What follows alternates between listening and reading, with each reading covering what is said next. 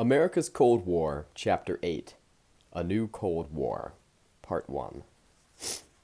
Jimmy Carter took office determined to conduct American foreign policy in a new fashion.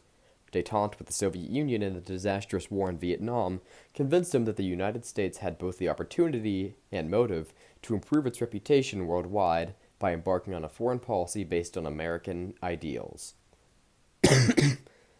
An essential early part of this endeavor would be to shift the policy away from its singular focus on anti-communism, in inordinate fear of communism, Carter declared in a commencement address at Notre Dame University in May 1977, has led us to embrace any dictator who joined in our fear. This must change. The time had come to move beyond the endless tit-for-tat of the bipolar contest to deploy a more confident, more multifaceted American foreign policy. With reformist zeal, Carter vowed to reduce the U.S. military presence abroad, to cut back arms sales, which had reached the unprecedented height of $10 billion per year under Nixon, and to slow the nuclear arms race. He promised to avoid new Vietnams through an activist preventative diplomacy in the Third World, and to give more attention to environmental issues, as well as relations between rich and poor nations. He was especially determined to improve human rights abroad, the freedom to vote, worship, travel, speak out, and get a fair trial.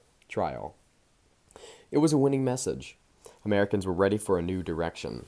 Most needed no convincing that American power had diminished over the past 10 or 15 years. They saw it in the high prices that they were paying at the pump each week, and the steep increase in the cost of living during the first half of the 70s, and the growing unemployment in Rust Belt states as foreign competition gained more and more of the global marketplace. Career politicians in Washington seemed hardly worthy of anyone's trust. Johnson and his credibility gap had been followed by the first man to resign from the presidency, and he in turn was pardoned by his successor, Gerald Ford, who is now running for re-election. Maybe this Carter fellow really would do what he promised, clean up the mess in Washington, and bring about a new politics. Few knew anything about him when the campaign began, and fewer still gave him much of a chance. When he told his mother that he had decided to run for president, she replied, "President of what?"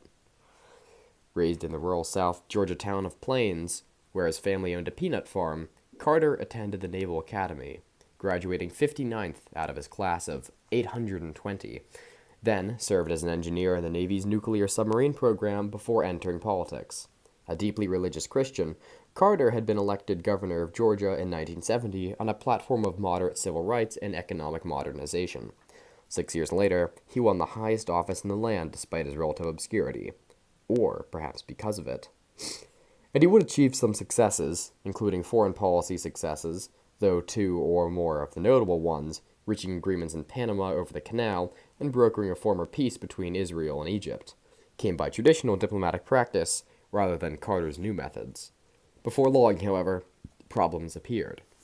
For one thing, his promise proved hard to keep. It's not easy for a nation to appreciably reduce the size of its military footprint overseas when it has 400,000 military stationed abroad and military agreements with 92 nations, as the United States did at the start of 1977. Inexperienced in foreign policy matters, he had to put up with intense squabbling among his advisors, including National Security Advisor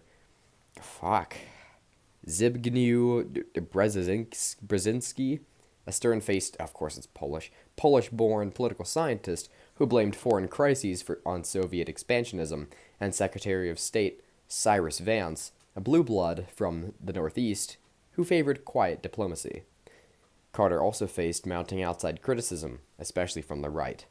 Vocal neoconservative intellectuals such as Norman Podhoretz, editor of Commentary magazine, and the Committee of the Present Danger, founded in 1976 by Cold War hawks such as Paul Nitze, the man behind NSC 68 and the Gaither Committee, criticized Carter for any relaxation of the Cold War, characterized minor Soviet aggressions as imminent threats to American survival, and demanded that he jettison détente.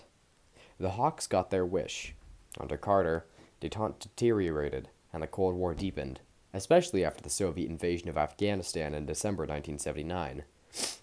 The president eventually succumbed, just as many of his predecessors had, to the reality that militarism was a necessary component of a successful re-election strategy. As long as the Cold War continued, the political culture in Washington would reward toughness and alarmism, and penalize equanimity and self-confidence, pretty much irrespective of what the Soviet Union was actually doing. Unfortunately for Carter, he faced a formidable opponent in the 1980 election in Ronald Reagan, a former Hollywood actor and California governor whose genial personality belied keen political instincts and a capacity for bare-knuckle campaigning. Reagan promised to rejuvenate the Cold War against the Soviet Union and restore confidence to an America chastened by Vietnam and the setbacks of the Carter years. The message hit home with voters, and Reagan sent the Georgian packing. Yet during his first term, Reagan simply intensified Carter's new Cold War, and by 1984, U.S.-Soviet relations had reached their lowest point in a generation. End of part 1.